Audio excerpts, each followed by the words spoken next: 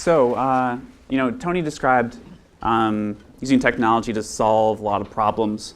And now with, cheaper devices, cheaper hardware, cheaper processors, the question is, whenever we talk about Internet of Things, has the technology gotten ahead of our ability to solve problems? And is this stuff overhyped? Is the Internet of Things and connected devices overhyped? Definitely not.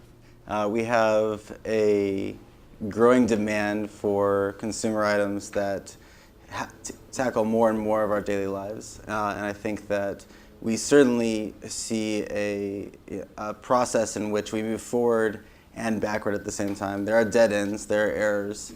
We find that the products that we, as a community, as technology and engineering create, oftentimes, some will find solutions to things and create new problems, just like we saw in the video. However, certainly the direction is clear, that we are moving forward, and we are constantly making advances.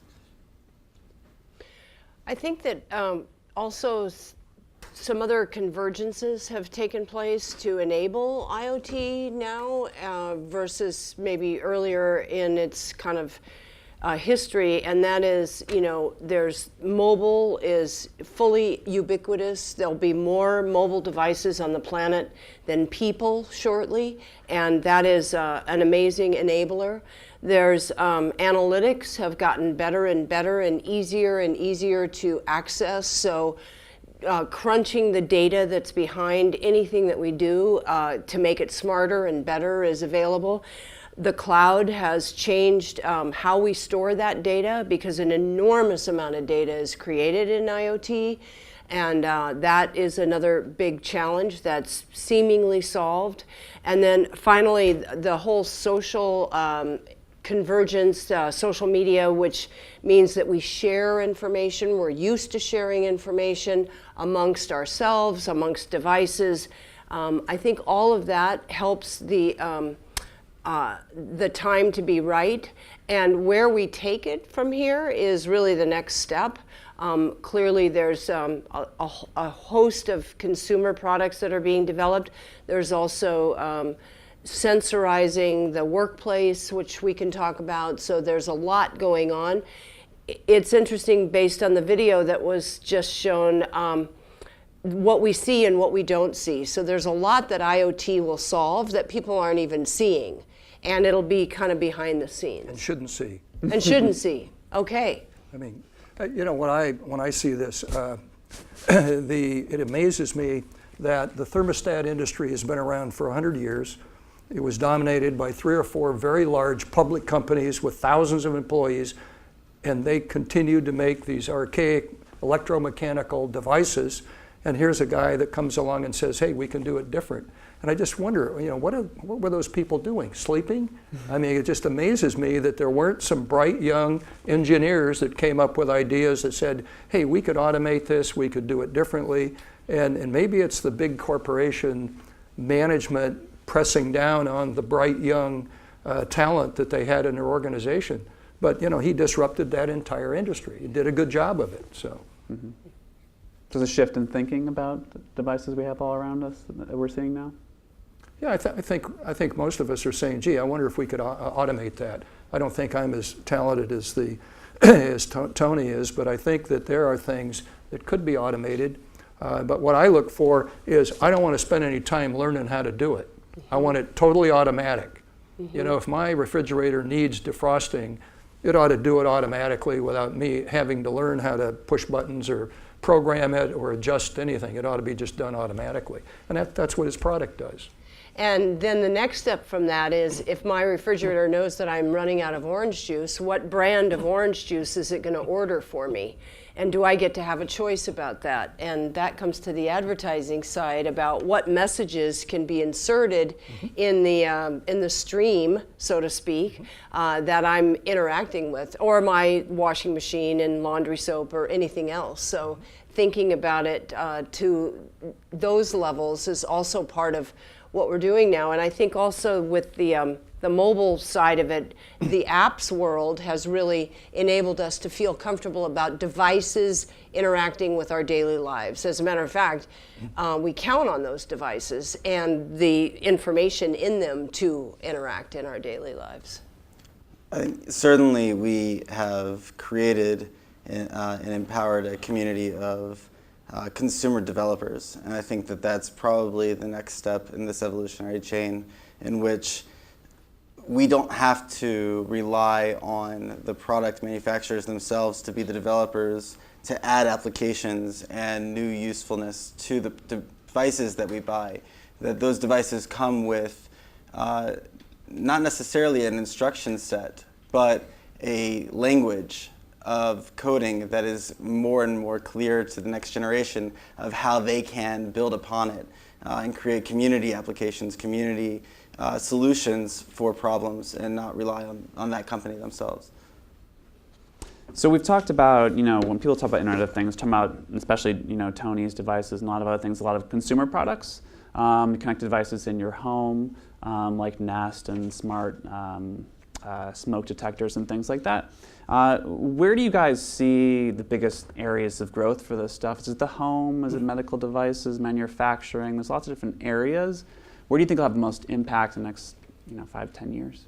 I think the whole medical industry is just ripe for bringing them into the 21st century. I think that most of us that go to our physicians, hospitals, and so forth, it's just manual this, manual that, and they're just starting to be able to control medical cost by automating, integrating, so my doctor knows what my other 2 doctors are prescribing for me, so I don't get 3 drugs that interact in the wrong way. And I think that's a very, very large and frankly very necessary area to focus on, because our healthcare costs are, we have 13-14% of our GDP going to healthcare. That just seems like we could cut that at least by 1/3 if we were more coordinated, automated, sensor-based, and so forth. And in addition to that, a really good point in the medical field and healthcare field, in addition to that, all of the medication bottles can be smart and connected. Medication compliance, in other words, people taking medication appropriately, has been studied from here to Sunday, but it's one of the biggest things that drives repeat visits to the ER and back to the doctor, et cetera.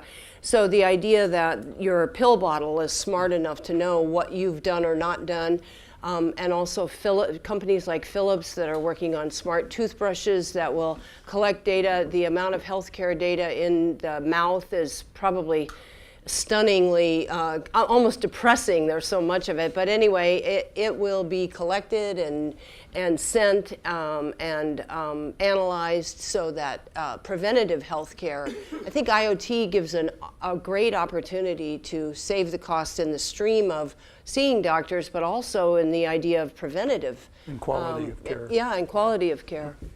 I certainly think that we definitely cannot underestimate the importance of maintaining strong integrity of the privacy of that healthcare data.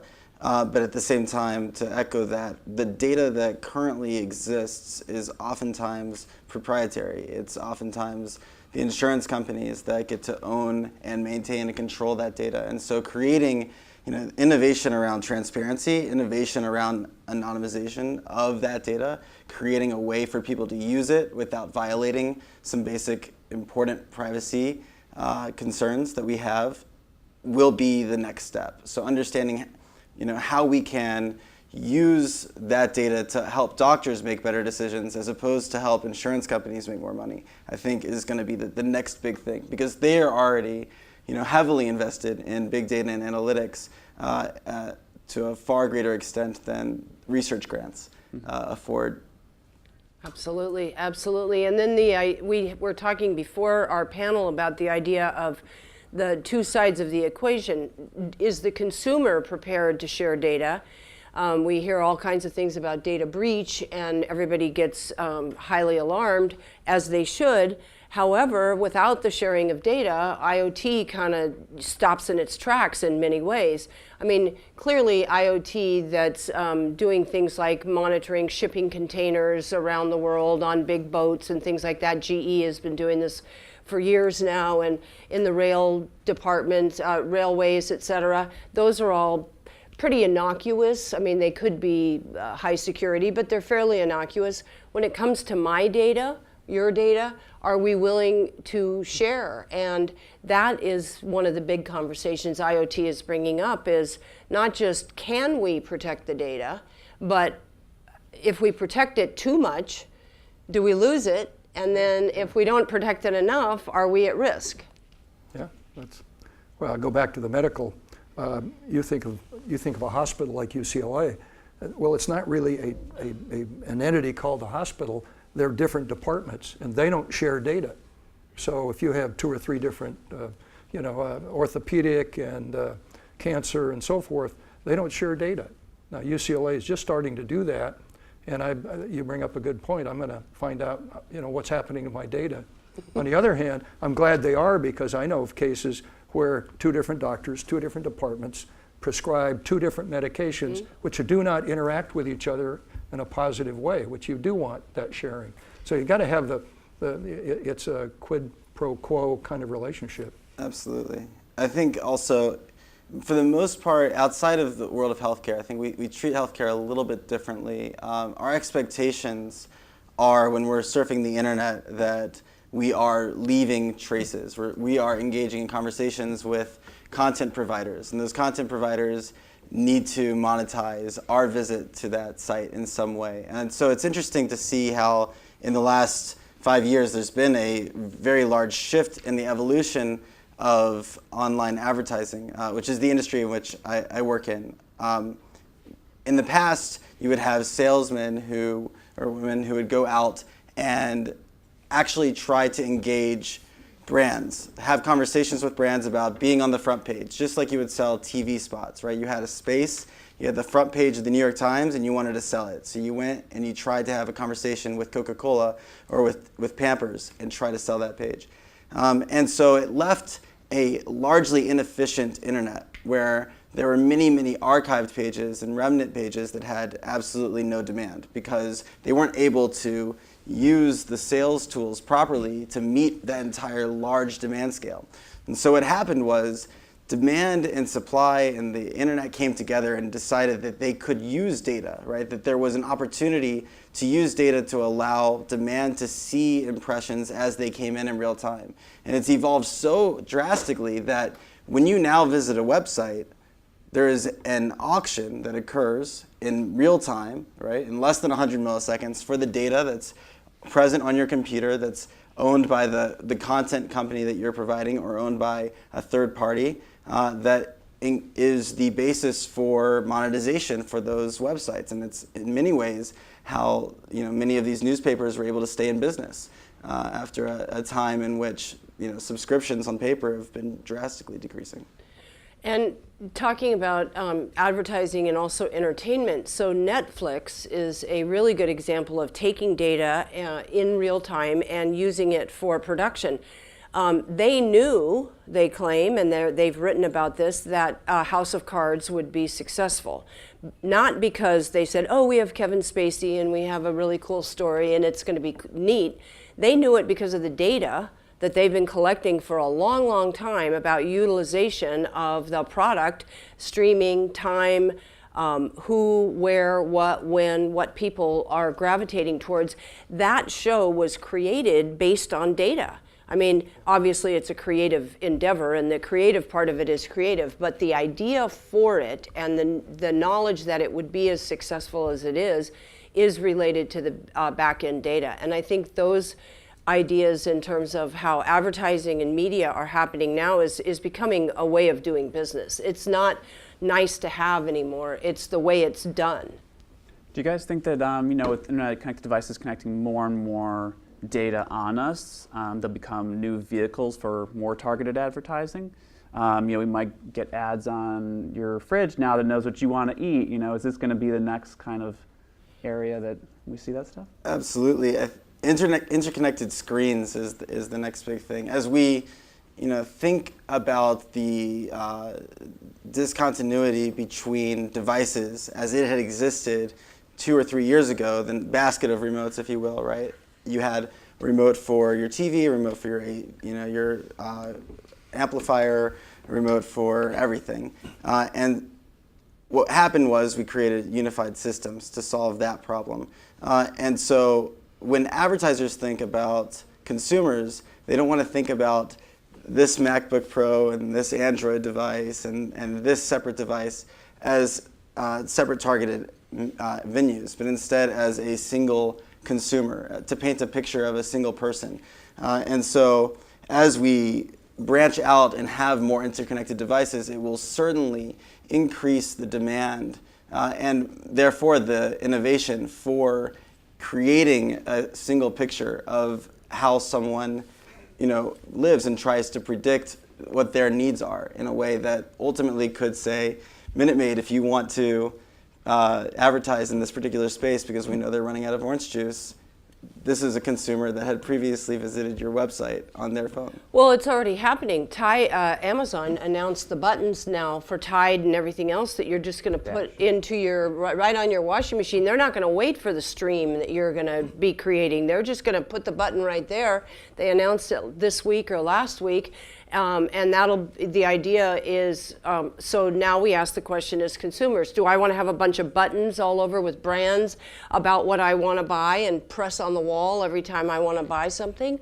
Or is it something I want to have in my hand selectively? So these are the things we're working out. The exciting thing is that this is innovation. This is a great time for creating new ideas, new products, new ways of doing things. Kind of to our video, looking at how we're currently doing it and what if we could do it this way. So I think it's a very exciting time, and predictive advertising is absolutely already happening. Predictive advertising is, you've done this already 1,000,000 times and you're going to do it again on Thursday, and the advertiser knows that, and they send you the message at that time and in that place. And if you don't think that's happening, just pay attention to your Gmail or your apps and you'll see it happening. So it's already occurring. It's becoming part of the stream, and good or bad, that's the way it's going. And do you think consumers become increasingly concerned about how much of their data they're sharing? Is there ways that businesses can reassure them about this data? What are the best practices going to be? Well, I think the opt-in situation is very important because there's certain things I'm interested in that I would be interested to receive information. One of my hobbies is cycling, road cycling, and anything to do with cycling, I'm interested, but I'm not interested in motorcycles. Yeah. So if I can select, then I am open to that. And I think that's a step in the right direction. Mm-hmm. So that's a really good point. What do I want to know and what don't I want to know? And we can select. The downside right now is that advertisers are making decisions based on what you do, whether you opt in or not. And that is, that's pushing the envelope, okay, but it's also happening. What most consumers will say, if it helps my life, if it enhances something I do, if it makes something easy, if the value proposition is equal to something that I'm willing to pay for, even if it's in giving up data or privacy, then I'll make the trade-off. And that's always been the case in advertising, and in marketing, is the value proposition equal to the price that I have to pay?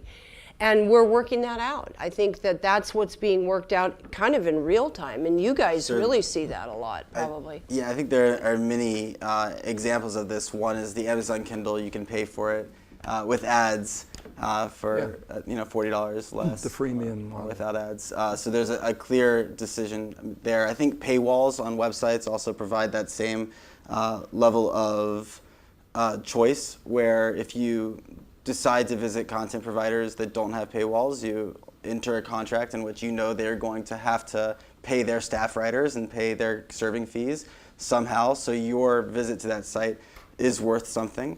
And so the only current way of monetizing is by either the Wikipedia model, right, where you have to opt in and donate, or the advertising model. I think that in addition to that, we will see advertisers want to provide more transparency to consumers. So if you want to opt out of motorcycles as opposed to cycling, you can look at Axiom as a giant data provider or aggregator and collector and reseller.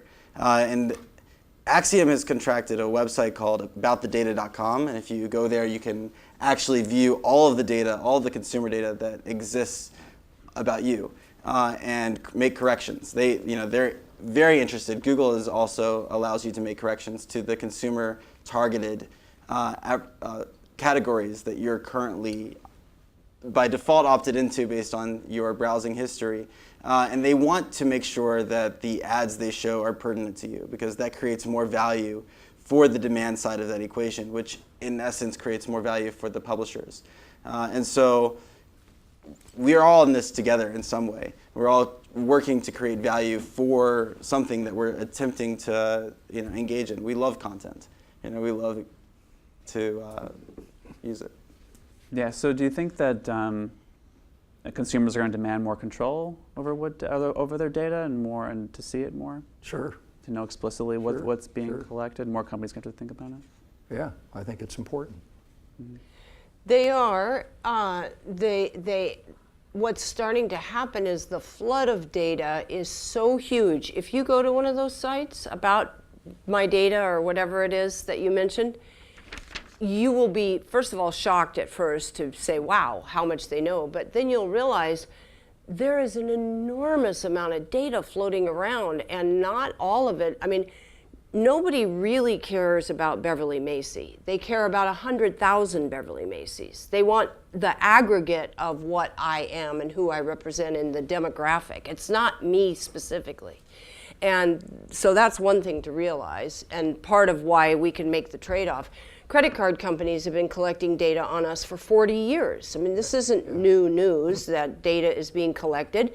Insurance companies have, pharmaceutical companies, everybody who gets any kind of data.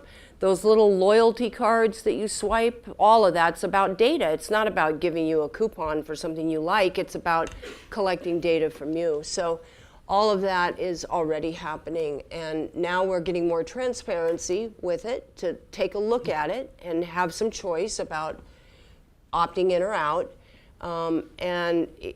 As we sensorize the world, as more and more sensors are part of our environment, because that's what IoT is, it's sensor collection. It's sensor placement and data collection. That is IoT in a real pared down description. Again, the amount of data is going to be enormous. And, I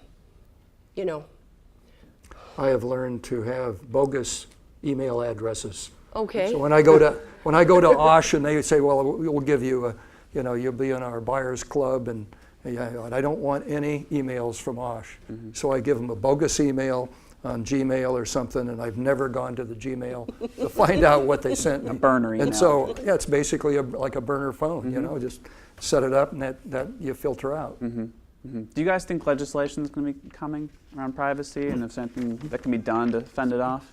Yeah, I do. I think there's a lot of people that are upset about that whole issue. Mm-hmm. The Snowden, data leaks and so forth. Said, hey, wait a minute, this is really serious. Mm-hmm. If that can happen with the government's biggest secrets, certainly my few secrets are going to be out there. Everybody's going to be looking at it. Mm-hmm. Of course, I have a website on the UCLA Anderson website, so mm-hmm. Anyway.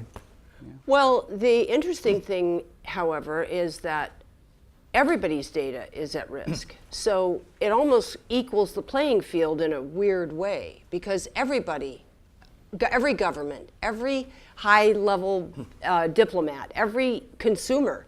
So we're really in a wash of data. We really are. Yeah. So again, pinpointing what's important in that data. First of all, there's a huge job opportunity out there for data analytics and data science. Sure. I think that is one of the next big frontiers.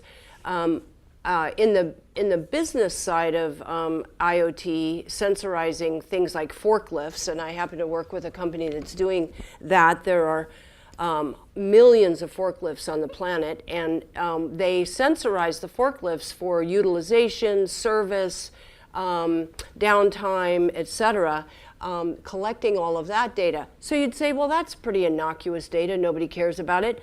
But if we're doing forklifts for something in a high security environment, that data becomes very valuable. So there's going to be all kinds of need for, number one, analyzing it, number two, protecting it and encrypting it, and then the transparency side of it, the law, the regulation will be another issue, right? I think that there is unlikely to be regulation on consumer data as it pertains to advertising and the internet, because it's such a large driver of our economy. And I think that legislation there has impacts that we can't possibly predict. And I think it's also clear. John Podesta put together a memorandum after Snowden on behalf of the president, looking into what the potential ramifications are and how advertisers are using this data. And I think that we oftentimes look for what we call the creep factor, right? Which is, do we think it's creepy that they have this information? And when you look at potentially an advertisement that's been served to Professor Foster, it might be a Pinarello ad for a new bike. And they may have decided that they want to target cyclists, right? That's not that creepy, right? If they are actually engaging in that segmentation, the categorization, the grouping of aggregation of data, as opposed to looking for a specific person and understanding their body type and body weight and all sorts of things that we would find creepy, then it's a much different equation. And then on top of that, when we do reach a point in which we're concerned about our private information, our emails, our text messages being at risk, which certainly is the case when we think of Snowden, then it comes down from the consumer side to cardinality conversation. So at what level, and this will ultimately be a data sciences question, is it safe to store things in aggregate? Right? At what level is the aggregation itself have the attributes to allow you to rebuild an individual? So we got a little bit of time left. Do any questions from the audience? Over here. Yeah. So going back to kind of what Tony Fadell was talking about in his chat, and you mentioned something along the lines, be young or think young, and you mentioned something about how organizations are unconsciously, unintentionally suppressing some of the ideas that might yield another Nest or another iPod. And I'm interested in the role in organizations and how that's going to evolve as individuals become more empowered to solve problems on their own. In the past, you needed organizations to mobilize resources, assets, whatever you needed to solve a problem. And today, those limitations to individuals no longer exist. So kind of come back to our organization point, how do you see that evolving? How do you see management and leadership evolving as, again, individuals now have everything at their disposal to solve problems that couldn't be done in the past?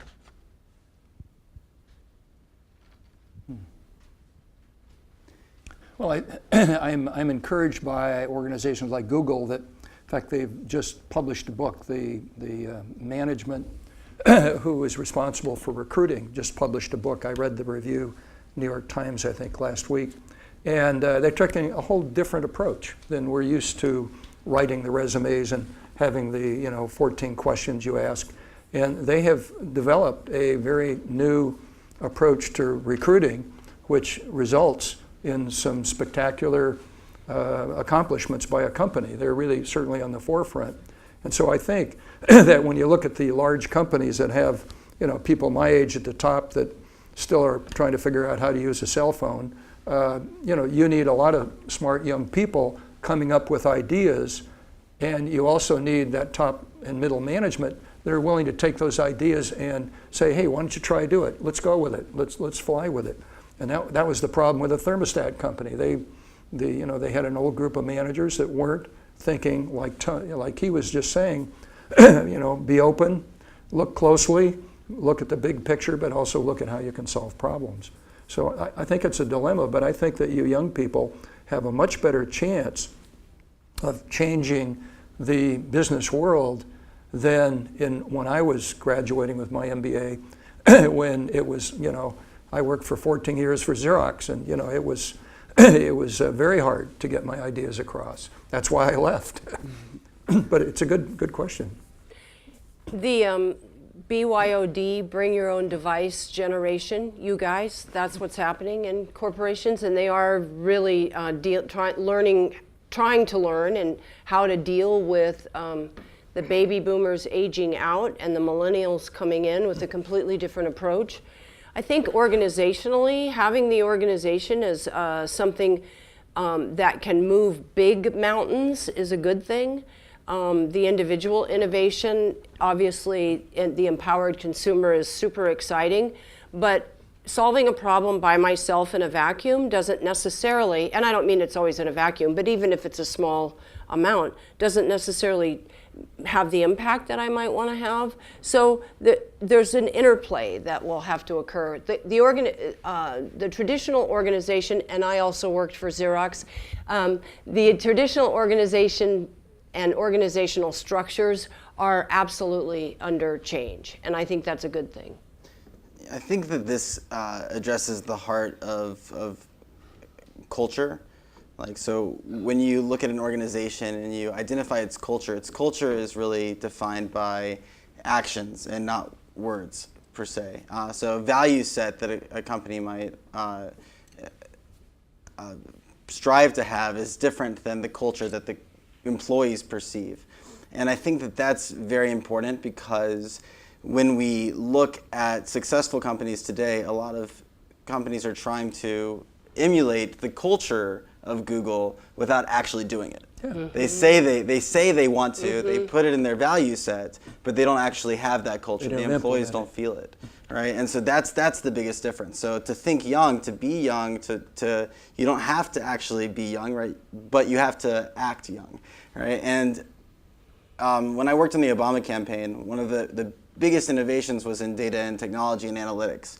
And there was a ton of press that came out of it, enough so that every campaign ever from now on will say they're using big data and analytics, right? It's a really nice catchphrase, right? They want to have it, and they have to have it for the stakeholders, because the stakeholders now, the donors and the candidates themselves, want big data and analytics involved in decision making. But they actually have to say, we're not going to hire the strategist who's never used big data and analytics to make that happen, and that hasn't happened yet, right? Mm-hmm. So we see every campaign, and mostly, for the most part, will spend a ton of money on it, but not actually take the actions to use it the same way that potentially the Obama campaign did. And also, it's astonishing inside of large corporations that what the data tells them, they say, no, that can't be true. That's not true. That's not the way the consumer thinks. That's not what they really want, which is astonishing. You think, here's the data. It's right in front of you.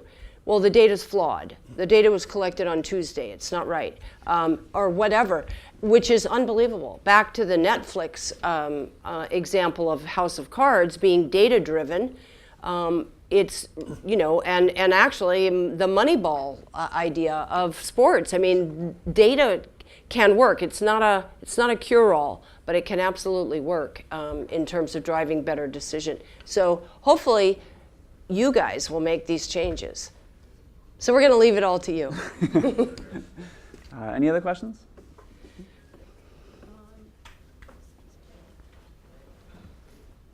I was actually wondering what you all think about like money sharing apps such as Venmo and Facebook. Just introduced, the Facebook Pay idea and what implications that has for, banking and security and advertising as well.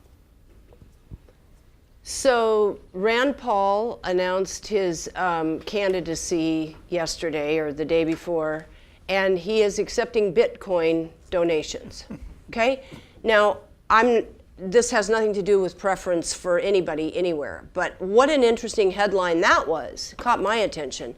Cryptocurrency, so cryptocurrency is one side of the pay universe. The other side is the sharing the data pay or data share and data pay for the consumers. I think clearly it's a direction we're moving into, right? It's one of the biggest frustrations related to buying and e-commerce and mobile commerce is the payment process, right? So anything that can happen to change that and make it better is absolutely the direction that we're going to go in. How does that relate to Internet of Things? Well, it's just, again, another innovative way to begin to think about how to pay for the products.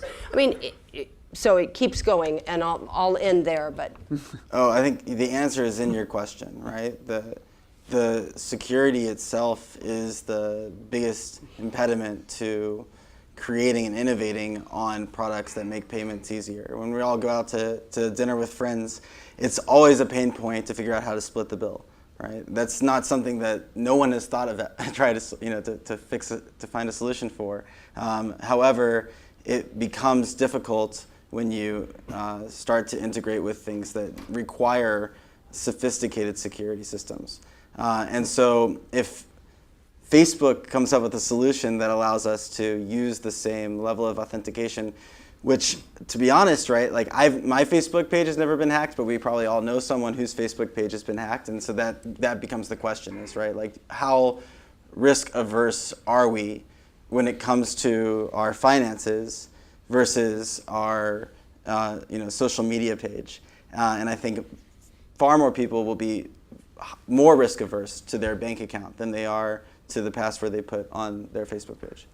I travel quite a bit for Anderson Business, and I have a typical Visa card, and I am amazed that everywhere in the world they have a chip in their card except in the United States. And we've got to get our act together and get converted rather quickly. And I think there's a federal guideline in the next year, I think that has to happen. But it's amazing. We're behind. We're really behind. Just got one in the mail yesterday.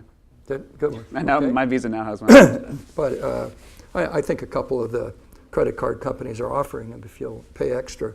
But it seems to me a pretty basic thing to have.